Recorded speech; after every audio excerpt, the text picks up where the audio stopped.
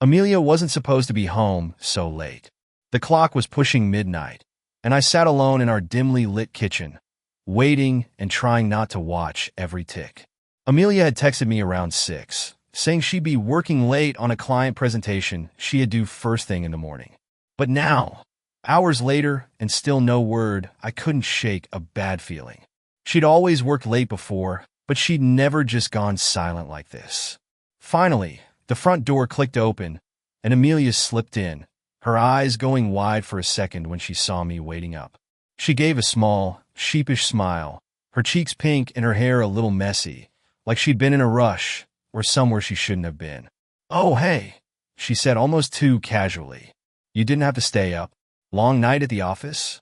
I asked, keeping my tone neutral, though my mind was already turning over the possibilities.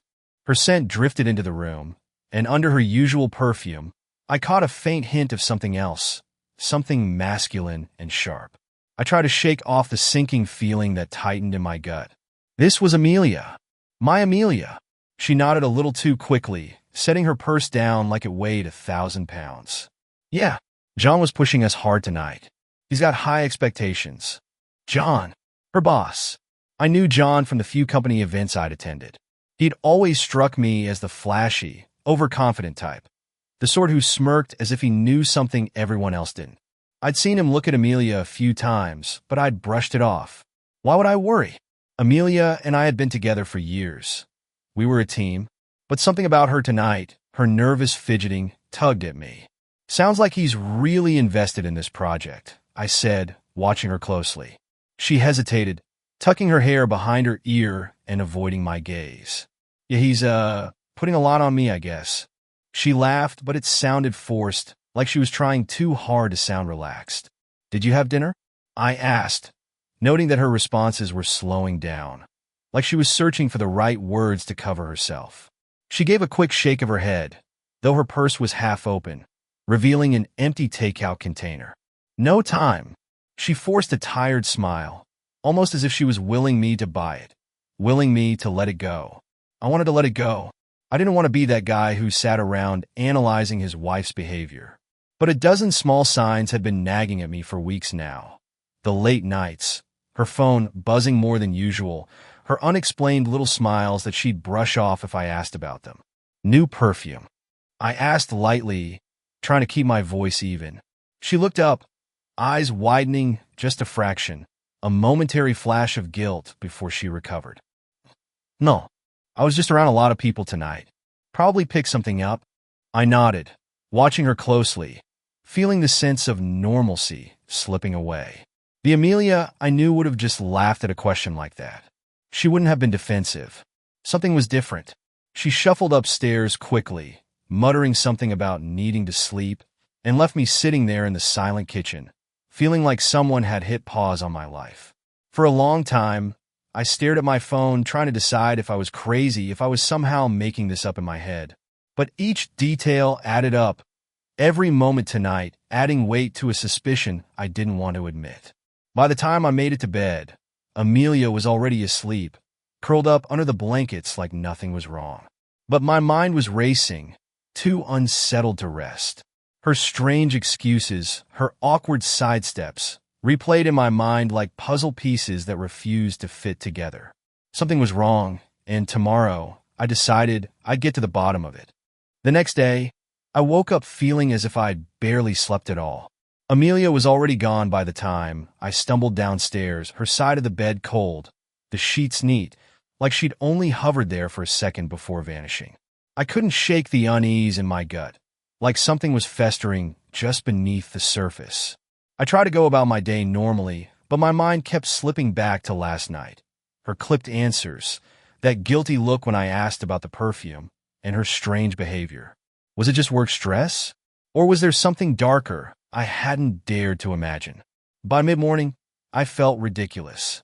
I kept telling myself I was being paranoid, but then a notification pinged on my phone. It was a message from Amelia, staying late again tonight. Big presentation tomorrow. The words were innocent enough, but my chest tightened, the gnawing suspicion deepening. I wanted to believe her. I wanted to be that trusting husband who didn't pry or question his wife's every move. But last night had left me raw, and I knew I wouldn't be able to sleep until I had some kind of answer. So, I did something I'd never thought I'd do. I dug into her things. I found myself pacing around our house, barely able to bring myself to open her drawers, to touch the things that were supposed to be private. But eventually, I came across her laptop, sitting innocently on the kitchen table, her passwords still saved from the night before. I stared at it, a war raging in my head. Part of me wanted to shove it away, leave it closed, and pretend everything was normal. But another part, a part that knew something was wrong, took over. I opened her email. The inbox looked normal enough at first, mostly work emails, the occasional message from friends. But after scrolling down, I found one that made my heart freeze. It was a short exchange between Amelia and her boss, John, sent late last night. "John, miss seeing you today. Tomorrow can't come fast enough. Amelia, asterisk same. I'll make sure everything's ready by then, winky face. Asterisk the messages were brief, but the tone in them. Playful, familiar, far more personal than any conversation with a boss should be. The hidden meanings were all too clear. I felt like I'd been punched, my mind racing to interpret what I was seeing, what it meant. The betrayal hit me hard. I'd always thought Amelia and I were solid, that we shared something deeper than ambition or status. But reading those words, seeing that casual intimacy with someone else, it felt like the floor had given way beneath me. I closed the laptop, feeling an anger and sadness I'd never felt before. Was it really worth it to her? Was her job worth betraying everything we'd built, everything we'd promised each other? My thoughts spiraled, alternating between disbelief and a growing sense of bitterness. I'd always known Amelia was ambitious, but I never thought she'd go this far for her career. I imagined her there in the office with him, the quiet moments between tasks, the thrill of something secret. I wondered how long it had been going on, how many nights she'd come home to me with him still on her mind. Suddenly, I didn't know if I was more hurt or angry. This wasn't just about temptation. This was about betrayal, the broken trust I'd thought was unbreakable. And the worst part was, she'd lied to my face, come home every night pretending to be the wife who loved me. I took a breath, feeling the sting of every memory we'd shared together. I knew I couldn't keep silent. I couldn't let her go on thinking I was blind to this. She had a choice to make. And so did I. The pain was sharp, but something cold and determined was building inside me, something that knew exactly what I had to do. That evening, I paced the house in a daze, every corner of it filled with memories of Amelia. Her laughter in the kitchen, our late-night talks on the couch, the way she'd lean on my shoulder as we watched movies. Now each memory felt tainted, like a picture someone had ripped in half and crudely taped back together. Hours passed before I heard her keys at the door. She came in looking tired, like she'd had a long day at work, an ordinary night, as if everything was normal. But to me, nothing about her looked the same. I knew the truth now, or at least enough of it to feel the weight of her betrayal pressing down on me. She set her bag down, her eyes flicking to me with a small, forced smile. "Hey, didn't expect you to wait up again." "Yeah, I wanted to talk." My voice was steadier than I felt. "Sure," she replied, her face unreadable, as she took a seat across from me at the dining table. She looked at me with those same calm eyes, the ones I'd trusted without a second thought all these years. How easily she could lie with those eyes, I thought, feeling a bitter pang. I took a slow breath, the words feeling thick in my throat. "You and John, how long has it been going on?" For a second, everything in the room went still. Her face paled, and the calmness cracked as her eyes widened in shock.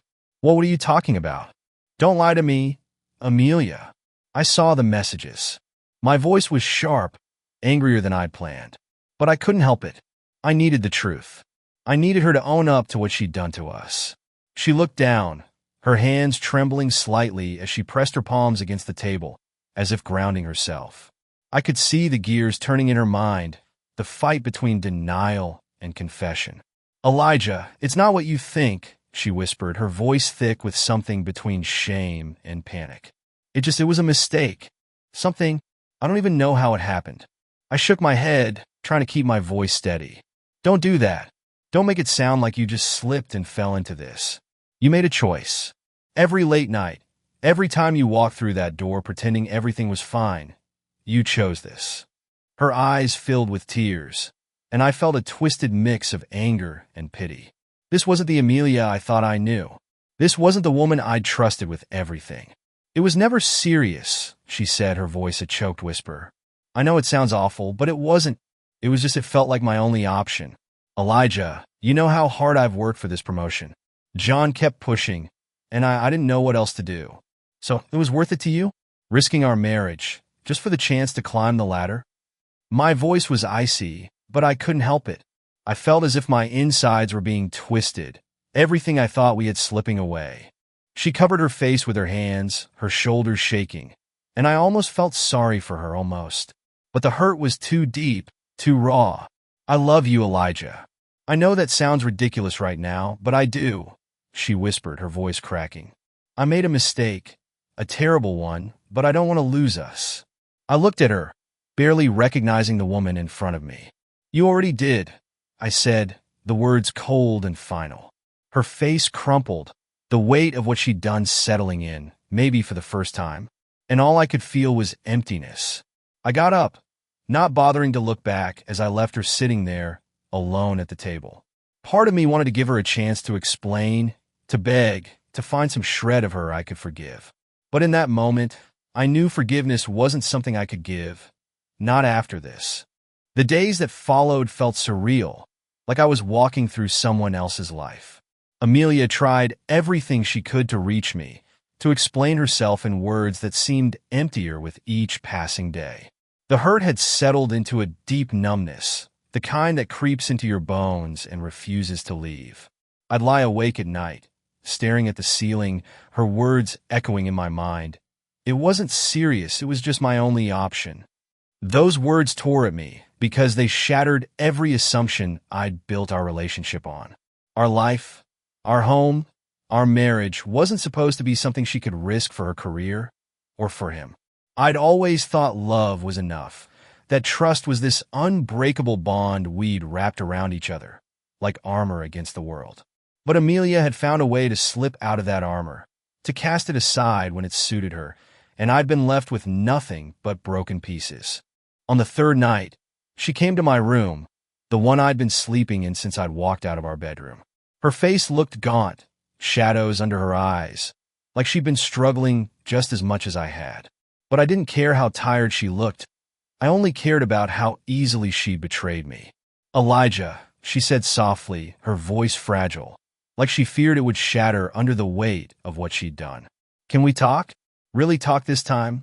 I stayed silent, letting her squirm in the quiet, watching as she struggled to put her thoughts into words that could somehow undo the damage. Please, she whispered, her voice cracking. I know you're angry. I know I messed up more than I can ever explain, but it's not as black and white as it looks. I'm under so much pressure at work, Elijah. And John, he's manipulative, persuasive. I didn't see it coming. Her voice wavered, but I felt none of the sympathy I might have felt before. So it's his fault? He made you go along with it? She shook her head, a tear slipping down her cheek. No, I'm not saying that. I'm saying I'm human. I made a horrible decision, and I hate myself for it. But Elijah, don't we mean more than one mistake? One mistake. I spat, the anger flaring hotter than ever. Do you think that's all this was? You lied to me every single day, every late night, every excuse. That wasn't one mistake, Amelia. That was a choice you made over and over again. She flinched, but I didn't stop. I was finally speaking the words I'd held back for too long. I trusted you. I trusted you to have my back, to be my partner, and you threw that away. And for what? For a promotion? For a man who's never given a damn about you. Amelia took a shaky breath, more tears pooling in her eyes. You're right, she whispered, voice barely audible. I can't take it back. But Elijah, I still love you. Please believe that. Her words echoed in the room, but they felt hollow. Whatever love we'd shared had been twisted, warped by her actions until it was unrecognizable. Love isn't just words, Amelia, I said, my voice steady. It's loyalty, trust. And you broke that. You broke us. She reached for my hand, her touch desperate, but I pulled away. The gap between us felt like a chasm neither of us could cross, a rift she'd carved with every lie, every betrayal. I was done trying to hold on to something that had already slipped through my fingers. Just go, I said, my voice flat, the numbness taking over again. Go back to your job. Go back to whatever life you thought was worth sacrificing us for. But don't expect me to wait here for you to come back. The look in her eyes was one of pure despair, but I didn't waver. She had chosen her path, and I was choosing mine. The silence fell heavy between us as she backed out of the room, leaving me alone once again. I thought I'd hit rock bottom, but the days that followed showed me there were darker depths to fall into. Each night, I found myself haunted by images of Amelia with him, John, the man who'd stolen my wife right out from under me while I'd been trusting, oblivious. Those memories, all the shared moments I'd once held dear, had turned into sharp, jagged reminders of what I'd lost. Meanwhile, Amelia was relentless. Every evening, I'd find her in the living room, sitting on the edge of the couch as if waiting for me, eyes pleading, her hands twisting in her lap. She didn't press, didn't come after me, but she lingered there in silence, a ghost haunting the life we'd once shared. Finally, on one of these strained nights, I couldn't take it anymore. I had to know why. I wanted her to tell me something, anything, that would explain how she'd found herself in his arms. I wanted to hear her admit that what we had hadn't meant enough to her. Maybe then, I could move on. So I walked into the living room, breaking the fragile silence that hung between us. Amelia, I said, my voice harsh and raw, what was it? What did he give you that I didn't? She looked up at me, startled, her face drained of color. I could see the guilt, the regret written in the lines around her eyes, but I didn't feel a shred of sympathy. This wasn't the woman I'd known. This was someone who had betrayed me, someone who had turned her back on everything we'd built together. Elijah, she began, her voice shaking. It wasn't about him. It was about me. I felt like I was fading at work, that everything I'd put in was slipping through my fingers. Her words tumbled out, fast and breathless, like she'd been waiting for a chance to explain. And John, he made me feel important, like I mattered. I stared at her, feeling a cold, dark anger rise within me. So you decided we didn't matter? That what we had was worth trading for some cheap validation from your boss? She shook her head, tears streaming down her face, but I felt no pity. No, it's not that. I wasn't thinking clearly. I didn't realize what I was throwing away. It was just this horrible spiral, and I convinced myself it would help me get ahead, make things better for us in the long run. For us? I laughed bitterly, the sound hollow. Amelia, the only person you were thinking about was you. Her face crumpled, and she buried her head in her hands, her sobs muffled. But I didn't move. I was too far gone, too hardened by everything she'd put me through. She hadn't cared about us. She cared about her career, her ambitions, and whatever thrill John had offered her. Maybe it's time we admit this is over, I said quietly, finally saying the words I'd been avoiding, the words that felt like a final punch to the gut. There's nothing left to fix, Amelia. I can't be with someone who only cares about themselves. The look in her eyes was one of raw, unfiltered pain, but I couldn't bring myself to care. For too long, I carried the weight of her betrayal, the knowledge that I'd never really known her at all. And now, I was ready to let that weight go. Please, she whispered, her voice breaking. Don't do this. Give me a chance to prove it meant nothing, that we mean everything. But I shook my head, feeling the icy finality of my decision settle in. It's too late, Amelia. You made your choice. Now I'm making mine. And with that, I turned and walked away, my heart heavy but resolute. For the first time since the betrayal, I felt a small, steady glimmer of something I hadn't felt in a long time, freedom. I'd thought that cutting Amelia out would bring me peace, that ending it would somehow free me from the torment of her betrayal. But the days that followed felt even emptier, filled with a strange mix of grief and anger that gnawed at me, refusing to let go. Each morning, I'd wake to an icy, hollow silence where her presence used to be. I'd reach for a coffee cup, but my hand would pause, instinctively expecting her cup beside mine. Small things, reminders of her, would catch me off guard, sending waves of bitterness surging through me. And then there was the anger, cold, steady, and all-consuming. Anger at her, at myself, and especially at him. John. The name alone was enough to make my hands clench, my jaw tighten.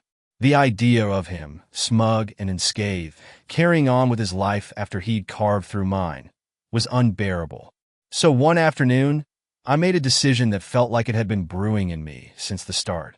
If she destroyed our marriage for him, then he should face the fallout too. I wasn't going to let him keep manipulating her, his position, or her career without consequence. Maybe he thought he'd gotten away with it, but he'd misjudged me. After a quick search online, I found an email for his company's HR director. I wrote a short, carefully worded message, explaining that I was a concerned spouse aware of an ongoing affair between one of their senior managers, John, and his subordinate, my wife. I kept it factual, detailing the impact it had on our personal life and Amelia's recent performance. Then I attached the screenshots I'd taken of their messages. Before I hit send, I hesitated. A part of me wondered if this was too harsh, too vindictive. But that part of me was quickly silenced by the memory of Amelia's deception, the lies, and that smug, too confident smile I remembered from John. They'd hurt me without hesitation, without remorse. And maybe, I thought bitterly, it was time for them to face some consequences of their own. I hit send. The moment I did, a strange calm washed over me, like I'd finally taken back a piece of control in a situation that had spiraled out of my hands. Whatever happened next was out of my control, but I'd drawn a line. I'd made it clear that I wasn't just going to sit back and let him ruin lives unchecked. 2 days later, I got a text from Amelia, short and frantic. "Can we talk? It's important." When she arrived, she looked disheveled, her face pale and panicked. "Elijah," she said, her voice low and desperate. They're investigating John at work. I don't know how they found out. People are saying he might get fired." Her eyes pleaded with me, searching my face for a reaction, but I kept my expression blank. I shrugged, feigning ignorance. "Well, maybe they found out on their own. Or maybe," I added, looking her straight in the eye, "John just made one too many mistakes." Her face crumpled, a mixture of shock and guilt flooding her features. She seemed to grasp, in that moment, that I wasn't the same man she'd betrayed. I was done being the victim. I was done being the forgiving, oblivious husband. "Elijah, I know you're hurt, but please don't ruin my career over this. I've worked so hard. I'm begging you." Her voice cracked, desperation seeping through. But I'd heard all the begging I could bear. I stared at her, feeling that familiar hollow space between us widening, finally realizing that there was no saving us. "You did this, Amelia. You chose him, chose this, and now you're dealing with the fallout." She looked at me, the weight of everything crashing down on her, the regret and fear palpable. But I didn't flinch. For the first time, I felt no sympathy, no ache, just a strange, steady calm. As she left, I knew I'd reached a point of no return. The trust, the love we'd once had, it was all ash. And this time, I felt ready to let it burn. The door clicked shut behind Amelia, leaving a heavy silence in its wake. Her pleading expression lingered in my mind, but I pushed it away, determined to stand by my decision. She'd chosen her path, and now she was facing the consequences of it. I felt strangely detached, like I was watching this all unfold from outside myself. For a moment, I almost wanted to feel pity for her. She was watching everything she'd worked for unravel. But then I'd remember the lies, the late nights, the way she'd looked me in the eye, night after night, with her secrets tucked behind a practiced smile. Any sympathy I had was crushed by the weight of that betrayal. A few days later, I heard from a friend who worked in Amelia's office. The fallout from my email had rippled through her company, reaching higher-ups who were taking the investigation seriously. John had been put on administrative leave, his reputation in shreds. And Amelia, she was now the subject of office whispers, her previously untouchable position threatened by the scandal. I should have felt satisfied. I'd wanted to hurt him, to make sure he couldn't just keep using people. I'd wanted Amelia to see what her betrayal had cost. But instead, a strange emptiness crept in, one that even revenge couldn't fill. I realized in the quiet hours of those days that I'd been hoping for some sense of closure, some finality that would make the pain go away. But the pain hadn't gone anywhere. It had only transformed, leaving me hollow. Late one night, my phone buzzed with a text from Amelia. "Elijah, please. I need to see you. I'm losing everything. Just talk to me." Her desperation practically seeped through the screen, but I hesitated. Meeting her felt like reopening a wound I was barely keeping together. But against my better judgment, I agreed, wanting, maybe needing, to see what had become of the woman I'd once loved. When she arrived at the cafe the next day, I barely recognized her. She looked tired, as if she hadn't slept in days. Her eyes, usually bright with determination, were now shadowed and downcast, avoiding mine as she slid into the seat across from me. "Elijah," she began, her voice so quiet it was almost a whisper. "I know I have no right to ask for forgiveness. I know I've lost that chance. But please believe me when I say I never wanted to hurt you like this." "Did you even think about me?" I asked, cutting through her words, my voice cold. "Did you think about us, about what we had? Or was it all just about climbing up that ladder?" She looked down, her hands twisting nervously in her lap. "I thought I could handle it, that I could separate my life with you from what was happening at work. I thought I was doing it for us, but I see now that it was only for me. I was selfish. I was wrong." The words hung between us, too little, too late. I could see that she was trying to find the right things to say, to patch over something that had shattered beyond repair.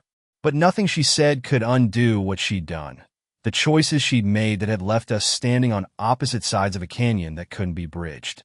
"You threw us away," I said finally, my voice barely above a whisper, the rawness of the words surprising even me. "I trusted you. I believed in you. And you decided that wasn't enough." Tears filled her eyes, but I didn't feel moved by them. She reached across the table as if to touch my hand, but I pulled back, the distance between us now more than physical. "Elijah, I know you may never forgive me. But please know I would take it all back if I could. I would choose you." I shook my head, feeling a heavy finality settle over me. "But you didn't, Amelia. You didn't choose me. You chose your ambition, your pride, in him." I stood up, leaving her there, my heart aching but resolute. As I walked out, I realized that the weight of her betrayal had finally lifted, leaving me with a strange sense of freedom. She might regret her choices now, but the damage was done. I was ready to move forward, leaving her and the broken promises behind. And for the first time, I felt like I could breathe. The days that followed my final meeting with Amelia were quieter than I expected. I thought I'd feel the satisfaction of a clean break, some solid line that would make it all feel finished. But instead, I felt a kind of muted ache, as if my life had been hollowed out and left to echo. The routines I'd built with her, the quiet mornings, our evening walks, were gone, leaving me with a silence that felt more like a haunting than a comfort. At first, I tried to fill the void, throwing myself into work, picking up old hobbies, seeing friends I'd been neglecting. I kept busy, kept moving, trying to outrun the emotions that always seemed to close in when I was alone. But every time I came home, the emptiness of our house reminded me of what I'd lost. Or maybe it was a reminder of what I'd thought I had, but never really did. And then, one evening, a message popped up on my phone, an unknown number I didn't recognize. The text read, "Hey, Elijah. It's John. Thought you should know something." My blood ran cold, anger surging up before I even knew what I was reading. John, the last person I wanted to hear from. I almost deleted the message, but some twisted sense of curiosity got the better of me. "Thought you should know Amelia's quitting," his message continued. "She's told people it's to get a fresh start. Not that it'll matter, but I'm out too. Hope you got what you wanted." I stared at the message, the words hitting harder than I'd expected. So it was true. Amelia was leaving her job, leaving behind the career she'd risked everything for. And John, the man who'd torn through our lives without a care, was finally facing his own consequences. I felt a strange, hollow sense of justice, but it didn't bring the satisfaction I'd thought it would. But another feeling crept in, one I hadn't let myself consider until that moment. Regret. Regret that my life, our life, had come down to this tangled mess of mistakes and punishments. Regret that the woman I'd once loved, the woman I'd built my life with, was now just a stranger caught in a web of choices we couldn't undo. I shut off my phone, trying to push away the sudden, overwhelming rush of memories. I didn't want to think about how we'd ended up here, didn't want to remember the early days of our relationship, the promises we'd made, the plans we'd had. But the memories flooded in, relentless, like a dam had broken inside me. I remembered our wedding day, the way she'd looked at me with such certainty, like I was the only thing she'd ever wanted. I remembered the long nights we'd spent talking about the future, the life we were going to build together. All those memories, tainted now, felt like some cruel joke, a love story with a bitter ending I hadn't seen coming. And as I sat there, alone in that dark room, the anger finally began to fade, leaving something softer in its place. A sense of acceptance, maybe, or closure. I couldn't erase what had happened. I couldn't go back to the way things were before the lies, the betrayal. But I could move forward, with or without those memories. For so long, I'd held on to the idea of revenge, of making her hurt the way she'd hurt me. And now that it was done, now that she'd lost everything she'd sacrificed for, I realized that revenge was nothing more than a temporary balm. It didn't heal anything. It just left me with a different kind of emptiness. So, I did something I hadn't done in months. I took a deep breath, closed my eyes, and let it all go. The anger, the bitterness, the hurt. I let go of the life I'd thought we were building and the love I'd thought was unbreakable. The silence around me felt different now. Not hollow or haunting, but calm.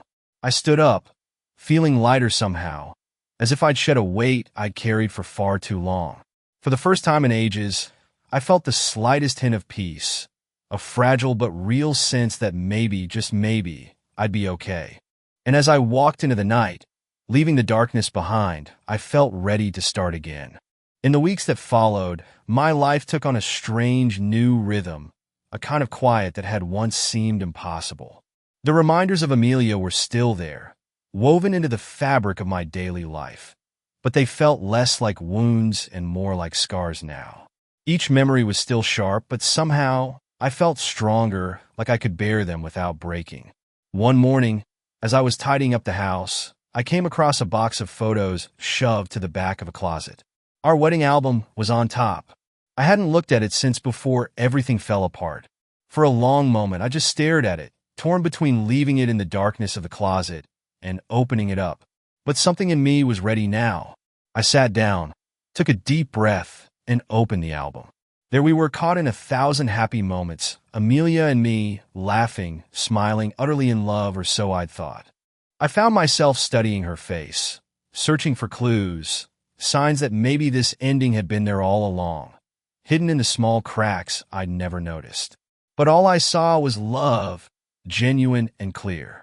And I realized, with a strange mix of grief and peace, that we had loved each other deeply.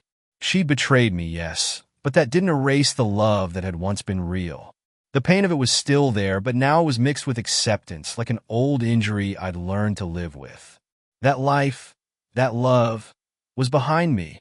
I couldn't change what had happened, and I didn't want to live in that bitterness anymore. I needed something more, something different. As I sat there, flipping through the pages, I found a letter tucked in the back of the album, folded and yellowed with time. I recognized it instantly.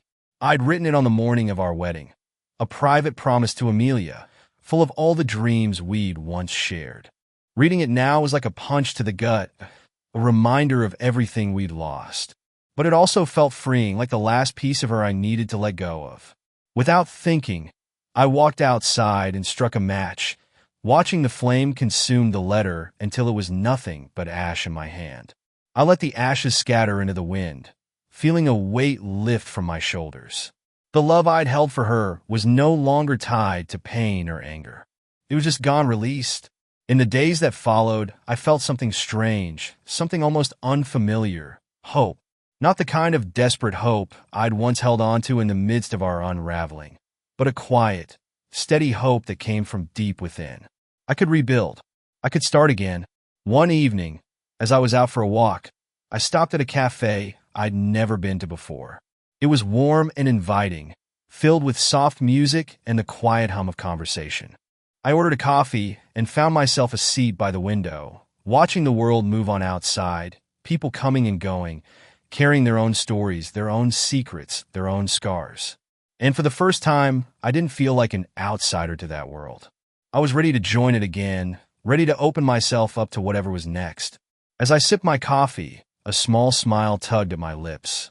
It felt strange, almost foreign, but I let it grow, let it be a sign of the new life I was choosing. The pain was still there, buried deep, but it was quieter now, a distant echo.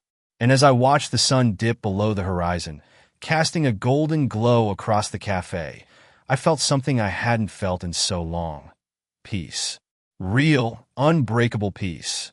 I finished my coffee, took one last look at the world outside, and stepped back into it, feeling finally like myself again. Moving on was a quiet process, like putting one foot in front of the other on a path I'd never walked before. In the beginning, each day felt like a test. Each choice another step out of the shadow Amelia's betrayal had left over my life. But over time, the ache softened, and the anger dulled, fading into a memory instead of a constant presence. One day, a month after burning that letter, I decided to take a solo weekend trip to a cabin by the lake. It was a place I'd always wanted to visit, but never had the chance to. Amelia and I had once planned to go together, a part of some romantic getaway she'd suggested years back. But the idea had slipped through the cracks like so many things between us had. The cabin was simple and warm, nestled right by the water with a wide deck overlooking the lake. The air was crisp and clear, carrying the faint scent of pine and wood smoke. Standing on the deck that first morning, watching the mist rise off the lake, I felt more at peace than I had in years. There was a wholeness in the solitude, an unbroken silence that didn't ache or pull. It just was. I spent my days hiking, watching the sunset, and my nights sitting by the fire with a book and a glass of wine, feeling like each quiet moment was a small step forward. The slow, unhurried pace gave me time to reflect on everything, on my marriage, on love, on the person I wanted to be moving forward. One afternoon, I found myself journaling, something I hadn't done since college. I wrote down everything that came to mind, a stream of thoughts and feelings I hadn't dared to face until then. I wrote about my dreams, my regrets, my pain, and eventually my hopes. Somewhere in the mess of words, I began to understand that Amelia's betrayal, painful as it was, had taught me something deeper than I'd ever expected. I realized that love isn't a guarantee, not even with the person you trust most. It's fragile, a delicate, living thing that needs honesty, commitment, and effort from both sides to survive. And while Amelia had broken that trust, that didn't mean I had to carry the weight of her mistakes with me forever. I could let her go, truly, and build something new from the ashes. On the final morning, I walked down to the water's edge, letting the cool lake breeze brush against my face. I closed my eyes, breathing in the scent of the trees, the earth, the calm, steady presence of nature around me. And for the first time, I felt free, not just from Amelia, but from the bitterness and sadness that had held me captive for so long.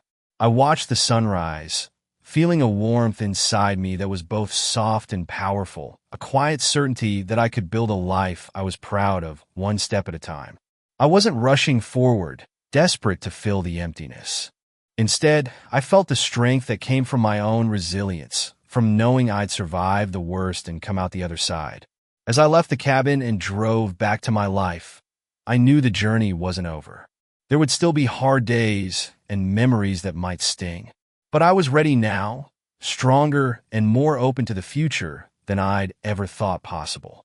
And as I turned onto the highway, watching the sun rise in my rearview mirror, I let myself smile. really smile, knowing that I was finally moving forward on my own terms. For the first time, the road ahead was mine, and I was ready to embrace whatever lay beyond the horizon.